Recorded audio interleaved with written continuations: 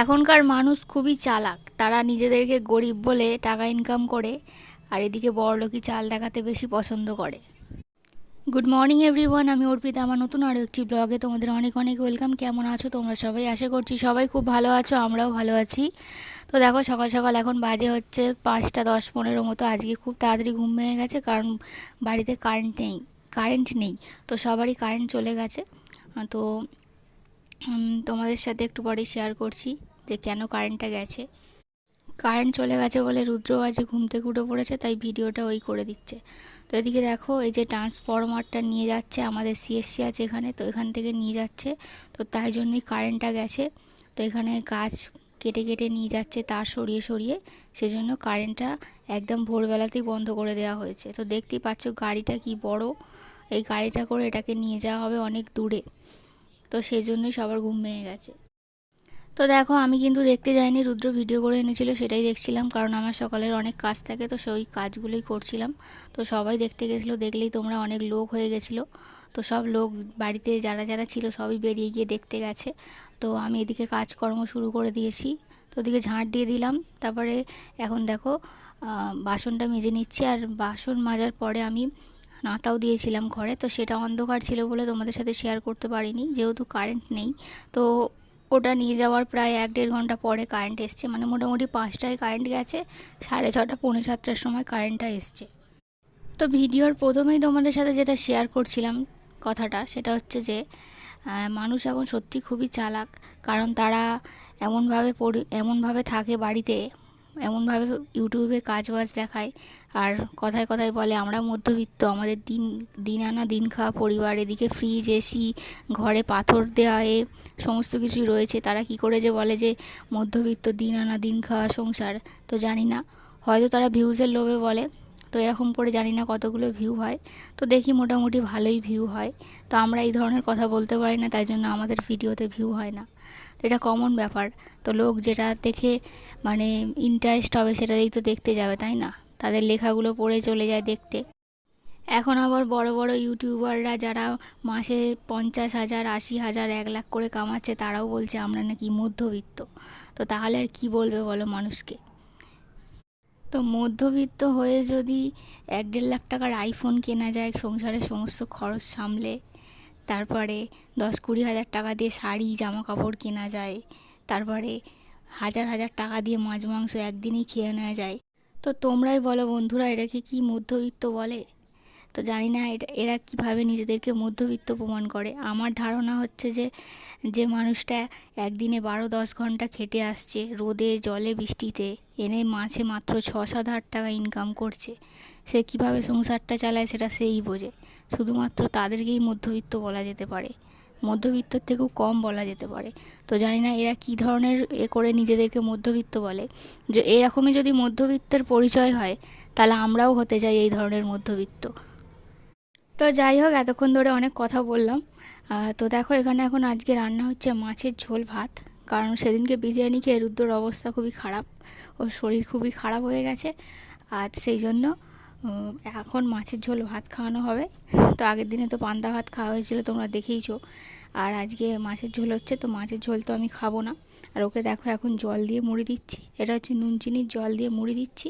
তো মুড়িটা খেয়ে যে জলটা থাকবে সেটা খেলে পেটটা একটু ঠান্ডা হবে। আর আমি এদিকে দেখো চিড়ে আর মুরগি নিয়েছি, আর ও একটু পরে দই এনে দেবে, তো দই দিয়ে ভালো করে মাখিয়ে খেয়ে নেব। তো এটাই হচ্ছে আজকে আমাদের দুজনের টিফিন। তো রান্না বান্না তো ওদিকে হচ্ছে, তো আজকে ওর মা রান্না করছে। তো আমি ঝোলটা সাঁতলিয়ে বসিয়ে দিয়েছিলাম। তো এখন আমি যেহেতু খাচ্ছি, তো তার জন্য এখানে না মাছগুলো দিয়ে ফুটিয়ে নামিয়ে নিচ্ছে, আর ভাত ওদিকে হয়েই গেছে। তো চলো, আজকে রান্নাবান্নাটা খুবই সিম্পল, তাই তোমাদের সাথে ডিটেলসে আর শেয়ার করিনি। তো বন্ধুরা, আমার ভিডিওটা যারা এতক্ষণ ধরে দেখছো তাদেরকে অনেক অনেক ধন্যবাদ। তো এভাবেই তোমরা আমার পাশে থেকো, যাতে তোমাদের হাত ধরে অনেকটা দূরে এগিয়ে যেতে পারি। আর যারা চ্যানেলে নতুন আছো, প্রথমবার দেখছো, তাদের যদি ভিডিওটা কিছু ভালো লেগে থাকে, তাহলে চ্যানেলটিকে সাবস্ক্রাইব করে আমার পাশে থেকো। তো দেখো, এখানে মশারি টশারি কেচে দিয়েছিলাম, সকালবেলায় তোমাদেরকে দেখিয়েছিলাম। তো মশারিটাকে এখন ফেলে রেখেছি, কারণ মশারি গুছোতে আমি পারি না। তো রুদ্র গুছিয়ে দেবে, আমি তুলে রাখবো। আর এখন দেখো, দুপুরবেলা ভাত খেতে চলে এসেছি। তো ভাতটা বেড়ে নিচ্ছি। তো চলো দুজনে মিলে খেয়ে নিই। ও যেহেতু কদিন ভাত খেয়ে কাজে যাচ্ছে, তো তার জন্য ওকেও ভাতটা বেড়ে দিচ্ছি। তো ওকে ভাত আর ঝোল দিয়ে দেবো, আর আমি এদিকে আলু সেদ্ধ আর মাছ ভাজা দিয়ে ভাত খেয়ে নেবো। আর আজকে ঝোল ভাত রান্না হবে, দুবেলার মতো হবে বলে ওর মা বেশি করে মাছও এনেছিল, প্রায় 500 মতো মাছ এনেছে। তো ওটা হচ্ছে পোনা মাছ। তো পোনা মাছগুলো খেতে ভালো লাগে, কিন্তু বাটা মাছ আমার দু চক্ষের বিষ। তো যাই হোক, এই পোনা মাছ দিয়ে ঝোল করা হয়েছে, কিন্তু আমাকে যেহেতু ডাক্তার মানে পেঁপে খেতে বারণ করেছে, তো তাই জন্য আমি ঝোলটা খাবো না। তো যেহেতু পেঁপে আলু দিয়ে শুধু ঝোলটা করা হয়েছে তাই জন্য। তো এখানে দেখো ওকে এখন ঝোলটা দিয়ে দিচ্ছি। তো ওর জন্যই যেহেতু স্পেশালি করা, তো তাই জন্য ওকে একটু বেশি করে দিচ্ছি। আর সাথে ওকে দুটো মাছ দিয়ে দিলাম, আর মাছ তাও অনেক রয়ে গেছে, তো রাত্রিরের জন্যও ছিল। তো আমি খাইনি রাত্রিরে মাছ, কারণ রাত্রির দিকে মাছ খেতে এখন আর ভালো লাগে না, তো কীরকম একটা লাগে, তো তাই জন্য খাইনি। আর এখানে দেখো রাত্রিবেলা রুদ্র যেহেতু রাত্রিরে আসে, তো ও ঝোলটা মানে ঝোলটা রাখলেও খারাপ হয়ে যেতে পারে গরম করলেও, তো তাই জন্য ঝোল রাখবো না, তো শুধু মাছটাই রেখে দেবো। আর এখানে দেখো আমি তাই জন্য আলু ভাজা করে নিচ্ছি, মানে কেটে নিচ্ছি আলুটা। তো আলুটা কেটে আলুটা এখন ভেজে নেব। তো আমি ওদিকে আজকে টিভিতে কার্ড ভরে দিয়েছে, তো টিভি দেখতে দেখতে এদিকে আলু ভাজাটা কাটছি। আর একটু ভয়ে ভয়েও আছি, কারণ সকালবেলা কারেন্ট চলে গেছিলো, তাই ফোনে চার্জ নিয়ে একটু প্রবলেমে আছি। যদি ফট করে মানে কারেন্টটা চলে যায়, চার্জও শেষ হয়ে যাবে, ভিডিও দেখতে পারবো না, ভিডিও করতেও পারবো না। তো তাই জন্য তাড়াহুড়ো করে কাজগুলো করে নিচ্ছি, নিয়ে ফোনটায় চার্জ করে দেবো। তো তারপরে মানে ভিডিওটা আজকে এডিট করে রাখবো, কালকে কোনোভাবে ভয়েসটা দিয়ে দেবো, কারণ কালকে সারাদিন ওরা ঘরে থাকবে, আর কেউ ঘরে থাকলে ভয়েস দিতে প্রচণ্ড পরিমাণে প্রবলেম হয়। তো তাই জন্যই মানে আগের দিনে পুরোটা এডিট করে রাখলে পরের দিনে একটু সুযোগ পেলে ভয়েসটা দিয়ে দেওয়া যাবে, কোনো অসুবিধা হবে না। তার জন্যই আজকে আলু ভাজা হচ্ছে বলে আমি আবার বেশি করে রুটি করেছি, কারণ আলু ভাজাতে রুটি খেতে মাঝে মাঝে ভীষণই ভালো লাগে। তো বেশ কয়েকদিন ভালো লাগছিল না, কিন্তু এখন আমার ভালো লাগছে খেতে, তো তাই জন্য বেশি করে আজকে রুটি খেয়েছি। বেশি করে বলতে গেলে 5খানা রুটি খেয়ে নিয়েছি আজকে। তো তোমরা হয়তো বিশ্বাস করতেও পারো, নাও পারো, তো এত খিদে পাচ্ছিলো। তো রাত্রে 4টে খেয়েছি, আর আলু ভাজা রুটি করে নিয়েই গরম গরম একটা রুটি খেয়ে নিয়েছি তখনই। তো আজকে এতটাই মানে আলু ভাজা দিয়ে রুটি খেতে হেভি লেগেছে। তো তারপরে দেখো এখানে আমি এখন আলুটা ভাজছি, মানে আগের গল্পগুলো তোমাদেরকে আগেই বলে দিচ্ছি, পরের গল্পগুলো আর কি। তো যাই হোক, দেখো আলুটা এখন ভেজে নিই চলো। তো আলুটা ভেজে নিয়ে একটুখানি মুড়ি খাবো, এখন যেহেতু 6:30 মতো বাজছে সন্ধ্যাবেলা, তো একটুখানি মুড়ি খাবো।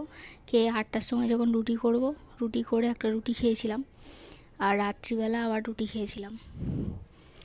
তো এই হচ্ছে আজকে আমাদের রান্নাবান্না খাওয়া দাওয়া। আর আজকেও জানো তো আগের দিনের মতো সরু সরু করে আলু কেটেছি, তো সেই আলুটাই ভাজছি এখন। আর এই সরু করে আলু কাটলে না, আলু না ভাজাটা জড়ায় না কড়াতে, তো বেশ ভালো লাগে, যে কটা আলু দেওয়া হয় সব কটাই পাওয়া যায় আর কি। তো দেখো আলু ভাজা করে মুড়ি খেয়েছিলাম, এখন রুটিটা করে নেব, করে নিয়ে খাওয়া দাওয়াটা করে নেবো পরে। তো এরপরে ভিডিও তোমাদের সাথে আর কিছু শেয়ার করা হয়নি, বললামই চার্জের প্রবলেম হচ্ছিলো, তো চার্জ দিয়ে দিয়েছিলাম ফোনে। তো যাই হোক, আজকের ভিডিওটা এখানেই শেষ করছি। সবাই ভালো থেকো, সুস্থ থেকো, দেখা হবে কালকে নতুন ভিডিওর সাথে, নতুন আরেকটা সকালে। ততক্ষণের জন্য টাটা, গুড নাইট। আর গরমে সবাই সাবধানে থেকো, বেশি করে জল খাও, আর সবাই ভালো থেকো, টাটা, বাই।